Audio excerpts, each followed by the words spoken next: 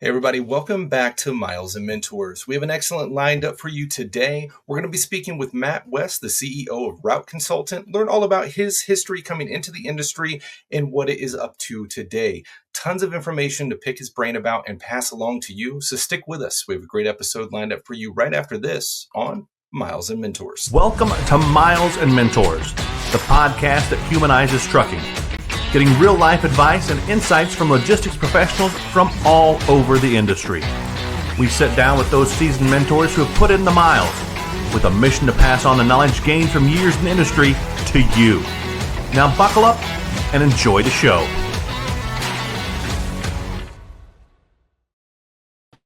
Hey, what's going on, Matt? Thanks so much for being here. Hey, Alex, how you doing? Thanks for having me.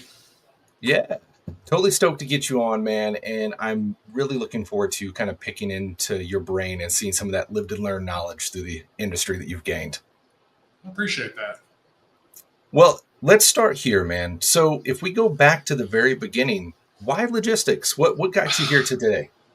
That's a great question. So my first job ever in the logistics industry was in college. I worked for a company called Everett Express.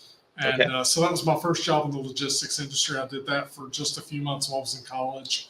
Kind of an entry-level position, just did like rate quotes and brokerage quotes for clients. And actually left that job and shifted gears and got into the automotive business. So left college with, I think it was like 18 hours left to graduate, and decided that I was going to try my hand at the car business. So did that and worked in the automotive industry for approximately 20 years, and decided back in 2021 that I was going to change gears and get out of the automotive industry and try something different. So in my search of jobs and changing careers, I ran across Route Consultant. We sat down and had a conversation. And Annalie Kate, who was the previous CEO, and I got along very well. Had a lot of great conversations with her, and just fell in love with the company culture and the industry, and decided that it was the right thing to do to transition and get back into the logistics space after a 20-year break. So fantastic. Started out as a broker with this company, kind of entry-level position. Then worked my way up and became a regional sales director, and then the vice president of sales, and then last year the CEO of the company. So that's fantastic, man. Talk about the whole path going through the company there. That's really great. If we can, before we dive much more into that, let us know a little bit about the company itself, kind of where it came from and how it got to be where it's at today. Absolutely. So Route Consultant started, I believe it was in October 2018. It was a company started, by contractors for contractors. So our president founder, Spencer Patton, was operating as a FedEx contractor in the logistics space, and was going through and figuring out how to make his business more efficient and more profitable, and did a very good job at that. So a lot of people within the community started coming and asking him, what's his secret? How are you growing and scaling your business? How are you operating at the profit margins you are? Which kind of spurred the creation of Route Consultant. So again, created by contractors for contractors to help consult in the route-based business industry, to help people run their businesses more efficiently, more profitably, to help educate and train people within the community, on what route looks like. So that's fantastic, man. And it sounds like a lot of mentorship there as well. Absolutely. And, as part of doing that, we also realized that there wasn't really a good place for buyers and sellers to come together to transact these businesses. So then we started, after the consulting portion of our business, we started the brokerage side of the business, which has been phenomenal for us as well. So love that. Well, so kind of looking at that and your progress through the company. I mean, starting out at an entry-level point, now making it to the aspect of CEO, that's pretty amazing. And I've got to think, obviously with the name of the show, we love mentorship. I've got to think there's maybe some mentors in your path that have helped you get where you are and have the understandings that you do? Anyone that you can think of that was really that person for you in mentoring you? Yeah, absolutely. I mean, I think it starts, from early on in life. I mean, my dad was a great businessman. He was, one of my first mentors, my original mentor. And then in the automotive space, I had a gentleman that I worked with or worked for by the name of Steve Brink. And Steve was just an absolutely phenomenal leader. Taught me so much about people and leadership, and then I would say, more so in the logistics space. Both Annalie, Kate, and Spencer, and what he's done in the space was a Right. big help to me, and great mentors along the way. So That's fantastic, man. So obviously with mentors in the path, you tend to pick up a lot and then you kind of pick and choose, what works best in your path. What's something that you picked up from somebody in your path you considered a mentor that you still hold dear today? I think just how to treat people.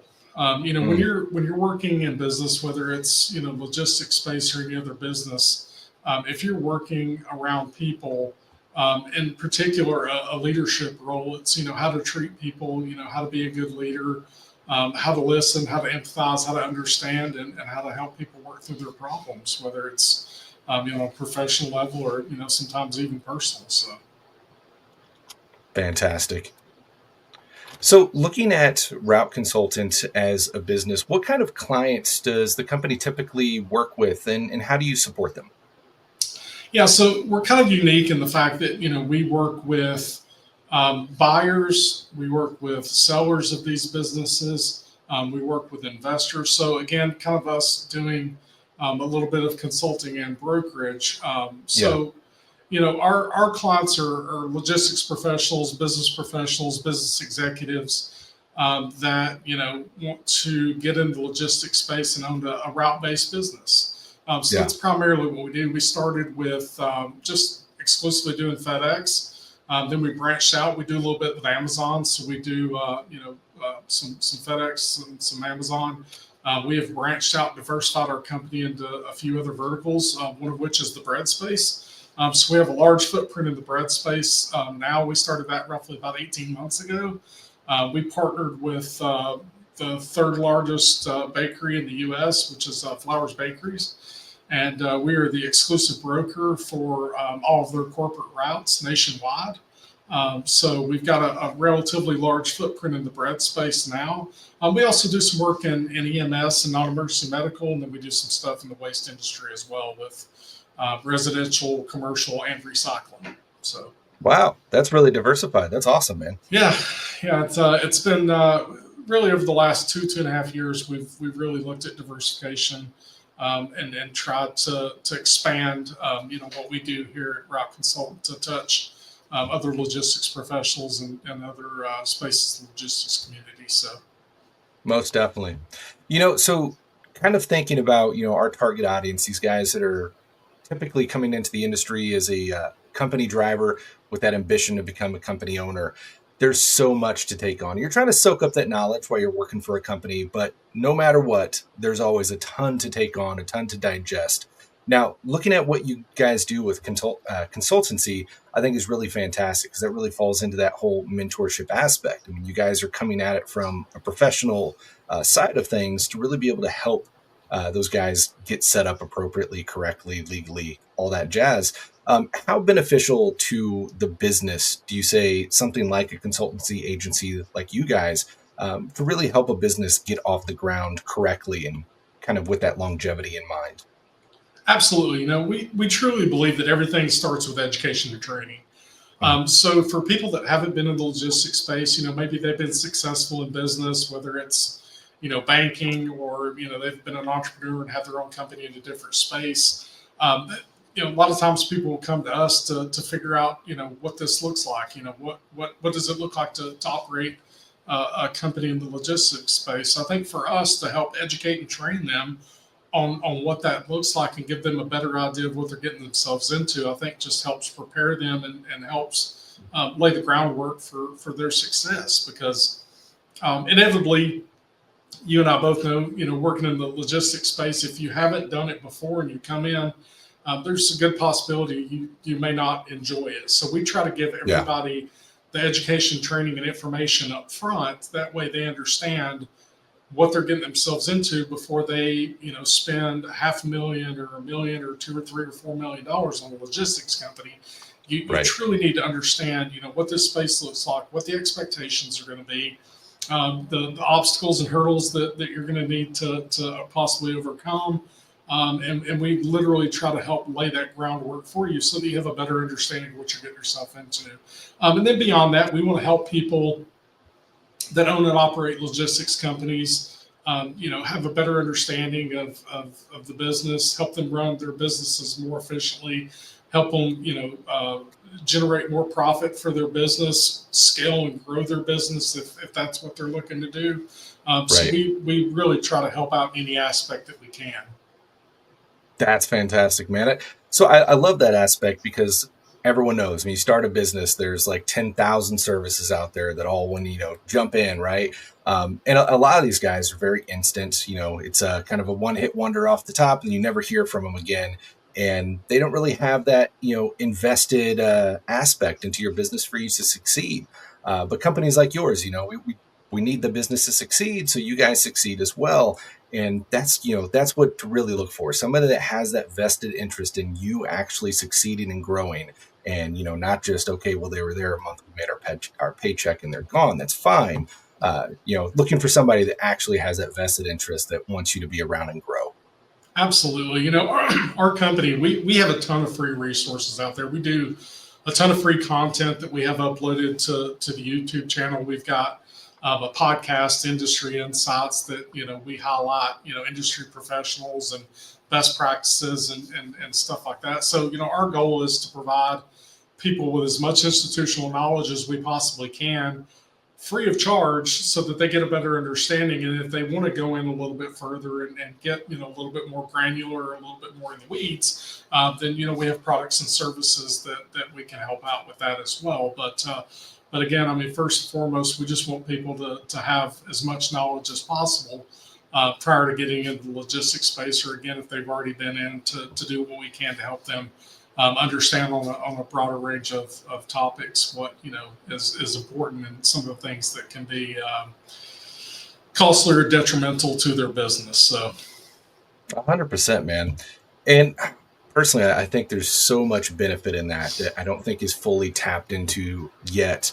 But I'd say especially since the COVID days hit, I think we saw this industry really take a digital turn.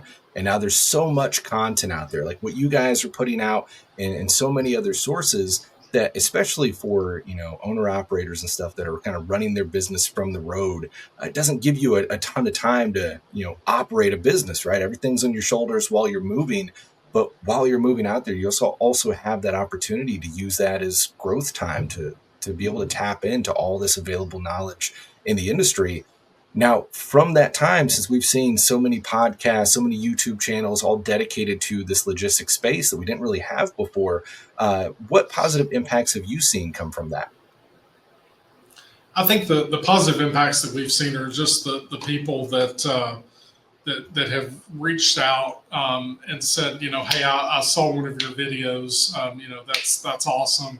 I'd like to know more. Or, hey, I happened to catch one of your clips or one of your videos talking about, fleet management, how important that is, and, the things that you guys recommend. That really makes sense, and we've implemented that in our business, and we're having a ton of success. So just anytime anybody gives us any positive feedback on the things that we do, I think is just validation that, we've got to keep educating and training people as much as possible. So I love that. So looking at your journey through the industry, you get into logistics, you kind of go the other way, you come back to logistics, and you work up to the top. It's a fantastic story. When you hit the logistics industry, I guess, well, maybe the first time, but definitely the second time, did you see yourself growing in the industry up to the point that you are now? When I first started my first job in the logistics industry working for Averitt, I didn't think that was going to be a long-term job or a long-term career for me. Sure. I was actually going to college for finance. Had switched gears to a marketing degree. I had full intention of getting out and doing something completely different. So it wasn't, I think, until I spent 20 years in the automotive, retail automotive industry, running car dealerships and doing that day in and day out when I got burnt out that I wanted to transition. And it's like, what's next? Yeah. One industry, and my wife and I sat down and talked about it. She said, this time, regardless of whatever it is that you do something that you love. And, Yeah. I was thinking back and I thought, I really did enjoy my time in the logistics space. And the fact that Route Consultant and I were able to get together and have a conversation, it felt right. It was fun. It's exciting. It's a ever evolving business. It's constantly moving, no pun intended. So I thought, and the logistics space is not going anywhere. Right. The standard growth of any business, pair that with logistics, and then the fact that even in downtimes and depending on what's happening in the world with microeconomic conditions. Generally speaking, freight's still being moved from one place to another. So I thought it's got to be a relatively stable industry as well for me to pursue another career. And so, and again, once I sat down and had a conversation with Annalie and we talked, I just felt so comfortable. Came in a couple of times, met with everybody. The company culture was just absolutely amazing. And my wife and I talked about it over 4th of July weekend when Annalie called me with the offer.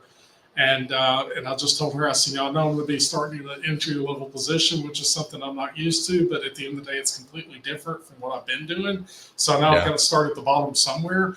But it just feels right. This company feels right. Everybody's super nice. The culture is really good. Like I want to go work with people like this. So Definitely. Made a commitment to do that. And it turned out to be a very good move for me professionally. And it's something, where I get up every single day. I get ready and I come to work and I love my job. I love the people and I love the industry. So it's been very rewarding. Yeah. I love that, man. So 20 years in the automotive space and then coming to logistics, is there anything that you say would have carried over to support your role now? Yeah, I think, it's the people element, dealing with people on a regular basis, having that in my back pocket, having worked with people on the retail side of things for 20 years and just understanding people and how to take care of people, how to take care of clients, how to deliver world-class customer service. I think that was very beneficial to me. And then also just the people here, building those relationships, being somebody that everybody could rely on and anybody could come to. I'll help them, they'll help me.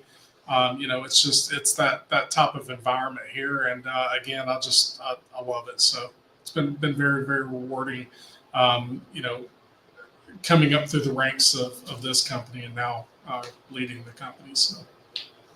That's fantastic, man. I mean, that's what it's all about. And I wish you nothing but the best. It sounds like you're on a great path now. Thank you. Well, tapping in a little bit to what you guys do at Route Consultant and your financial kind of background there, what would be some indicators, if you would, for a business to know that they're ready to scale from going from that owner-operator point to becoming a fleet and growing from that point? I think really it just starts with the individual.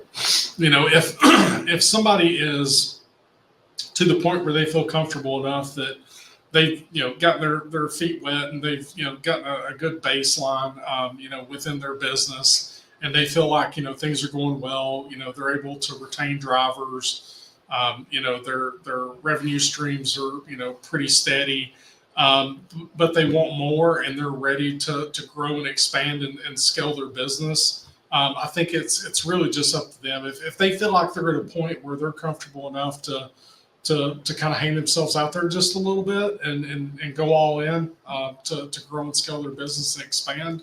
I think it's commitment from the owner first and foremost. And then if we have that commitment from them that they truly want to do that, then, we can help guide them and educate and train them on how to do that. So, in particular, of course, we started out with the FedEx space, and I think it's not anything new that FedEx contractors will scale and expand their business.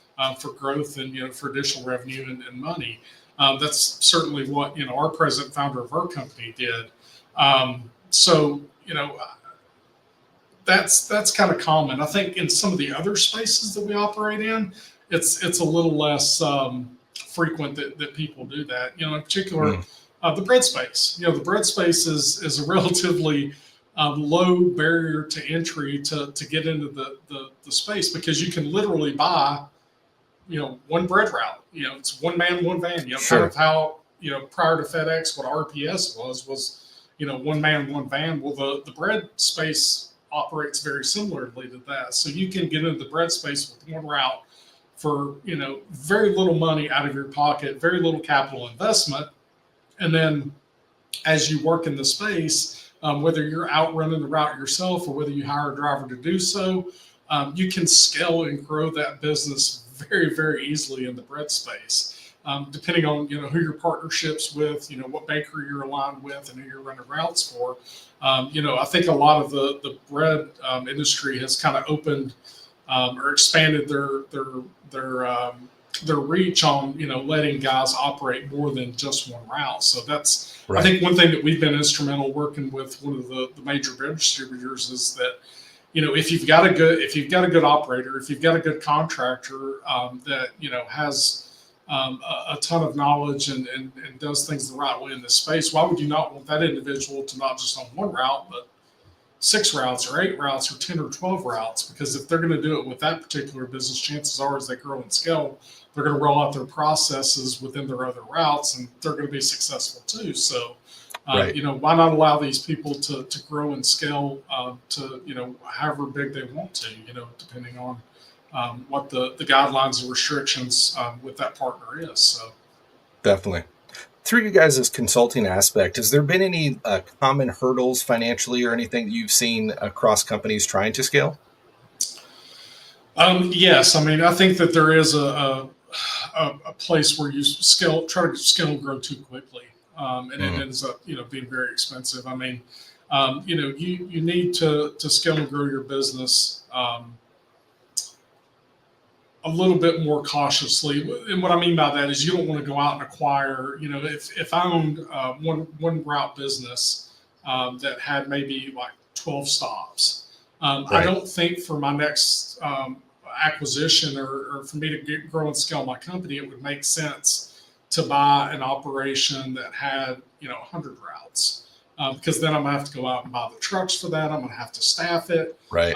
So there's a lot of moving parts. And I think that sometimes people try to scale and grow too quickly and maybe don't have the capital to do so, and that's where they get themselves in trouble. So just making sure that you're growing and scaling within your means, I think is very important in this business, not to get too far out ahead of your skis. So. That's fantastic insight. As we've talked about before, logistics is one of those spaces that there's a lot of money in, but the equipment also costs a lot of money. So there's a lot of expense that comes with it that if you don't plan for appropriately and can't back up, it can drown you pretty quick. Absolutely. Because, a lot of these trucks these guys drive, they're $60,000, $70,000, $80,000 trucks on the last mile side of things. And then, when you're talking about, over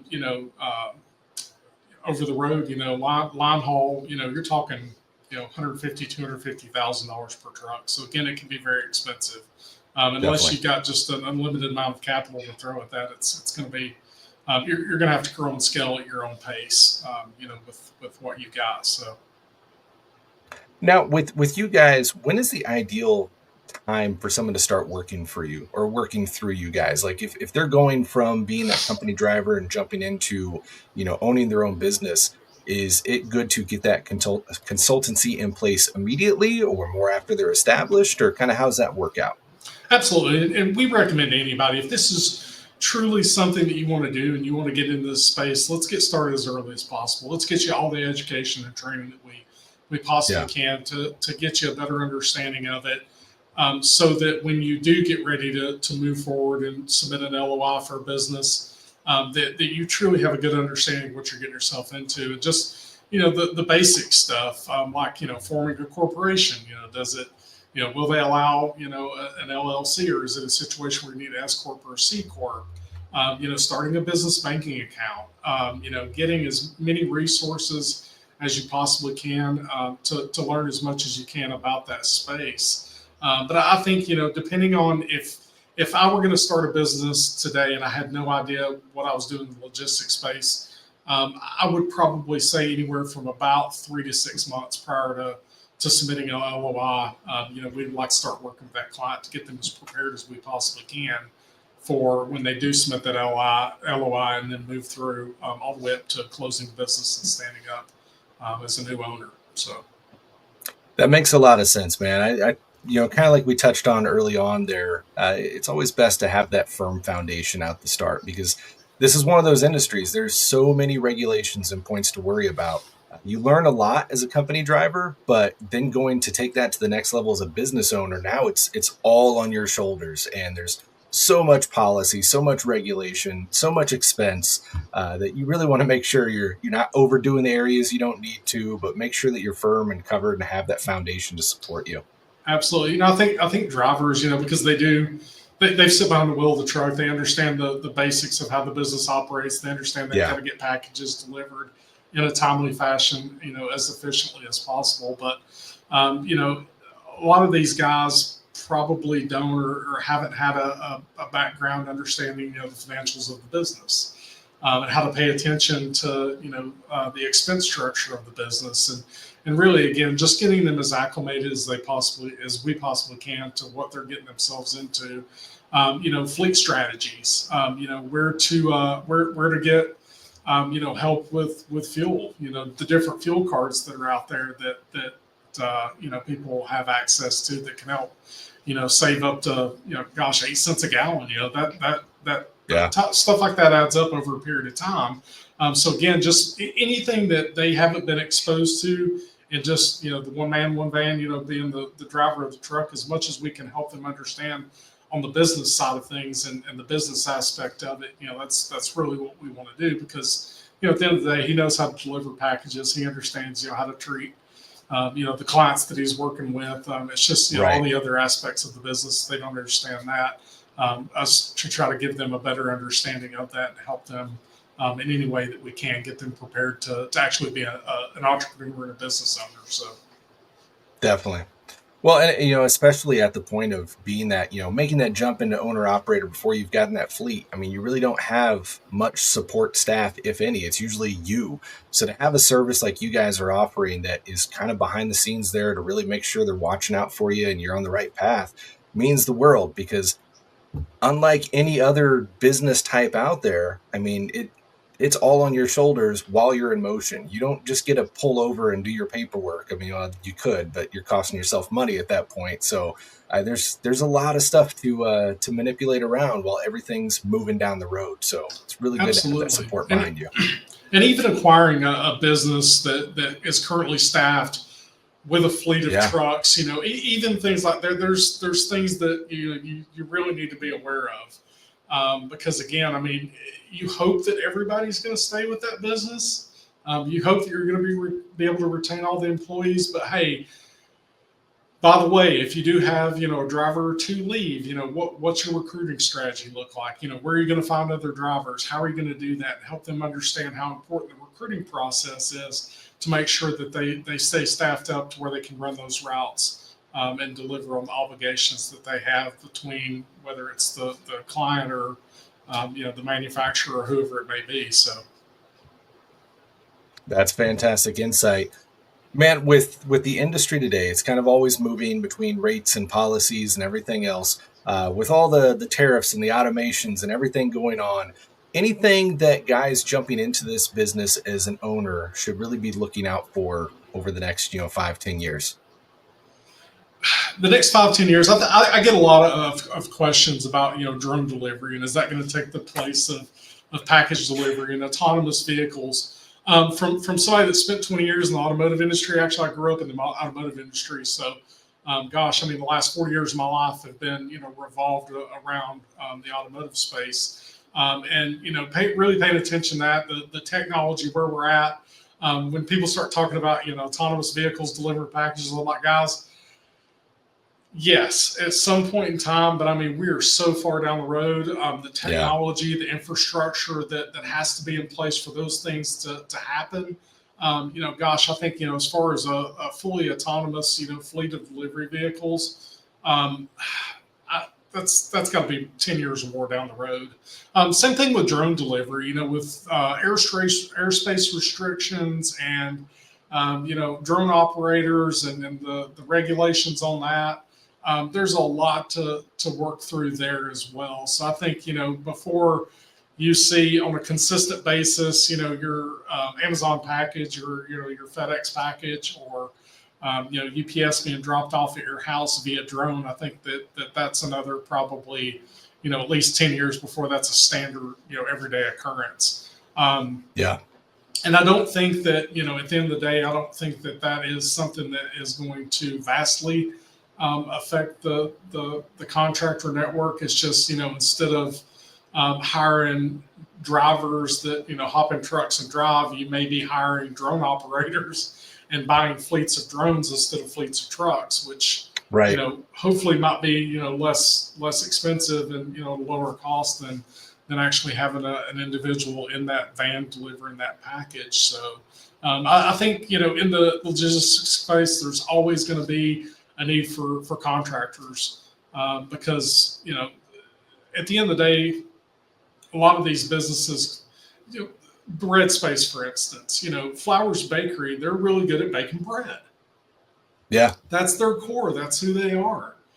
They bake some of the tastiest bread on the planet, but delivering bread and working in the logistics space is not one of their core competencies. So, they don't understand the logistics space like we do, but I don't understand the bread baking industry like they do. So, you're always going to need, logistics professionals to help get your product from point A to point B. And I think that's very valuable because I don't think that any distributor like that is going to go out and say, okay, we're going to take all of our deliveries in house. We're going to be a bread company and we're going to be a full blown logistics company and we're going to work. I think probably the only company that has the capacity to do that would probably be Amazon. And that's, again, I think years down the road before they're fully independent where they're delivering 100% of all their own packages and doing everything in house. And then, of course, delivering packages for other folks as well. So, yeah. And I mean, they're already pretty advanced in their internal infrastructure. So I don't know. So when we think about, we hear a lot about the back and forth about, especially the autonomous vehicle side. And personally, I don't know that we could even pull it off in 10 years, just looking at the infrastructure side of things. Now, I think we might see aspects of it, but not just like totally taking over the industry. Where I kind of see it as maybe local routes or transfers, et cetera. But I mean, currently we're already hearing about, the grid issues with somebody just wanting to take their personal Tesla on a road trip and how difficult that is to navigate, charge and all that. When you're talking about, a semi truck trying to charge, especially a nation full of semi trucks trying to charge, our grid is just not there. And I don't think we could get it there if we started today full force in that amount of time. That's just one aspect of it, not even the technology side. Yeah, I mean, you bring up a very valid point, especially with, autonomous vehicles on the battery side, electric cars. What happens if there's a glitch in the system and that truck passes the only charging station for the next, X amount of miles? That truck goes down the side of the road, battery is completely dead. Then you've got, to send. So I think, the infrastructure, the road systems aren't equipped for it. The power grid is not equipped for it. And not to mention, if you've got a fully autonomous fleet of vehicles delivering, there's still going to be things that happen. There's still going to be accidents because as long as there's people still driving on the road with autonomous vehicles, there's the propensity for a manned vehicle to accidentally, right, wrong, or indifferent, not paying attention, to be able to hit that vehicle or cause an accident or cause a disturbance or cause a delay in that vehicle. So, I think, realistically, in a perfect world, you either have a separate roadway or separate infrastructure just for autonomous vehicles that only autonomous vehicles operate on, or you almost have to have it to where every vehicle on the road is autonomous and working together to move efficiently and stay out of each other's way and do that. So I agree with you. I think, 10 years would be the soonest. At the rate that technology is developed, I'm not going to say that it couldn't be done, but I think, 10 years would probably be the minimum. I think, the maximum upwards of, maybe 25 or 30 years before any of that comes to light. So. And the way technology knows, who knows? Maybe we'll be flying by then. I mean, we were supposed to be by now. We were supposed to be doing, we were supposed to be doing, I mean, according to Jetsons, we were supposed to be doing that a long time ago.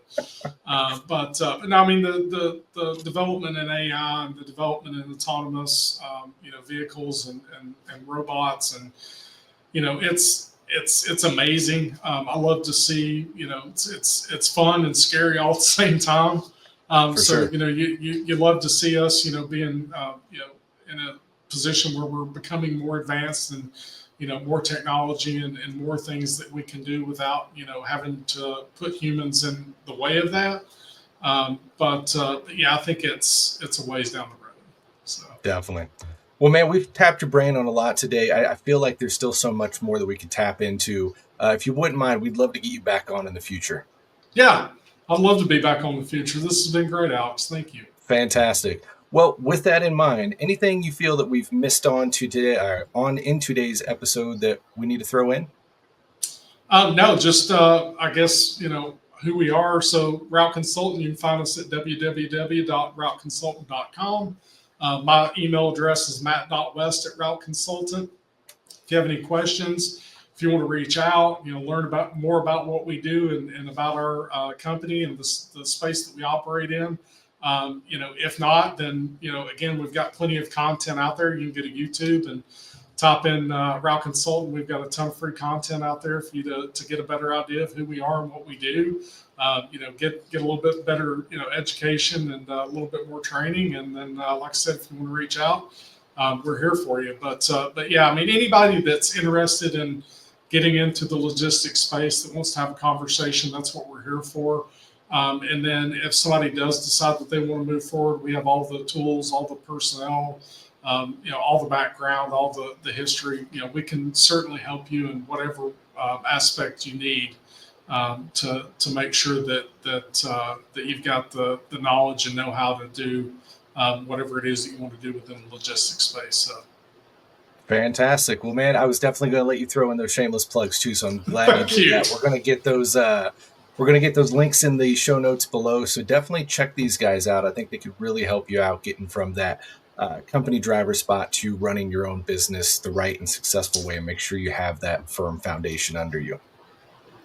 Absolutely. Well, Matt, thank you so much for everything coming on today, taking time out of your schedule, and just in general, all that you're doing for the industry as a whole. Thank you so much. Appreciate it. Thank you.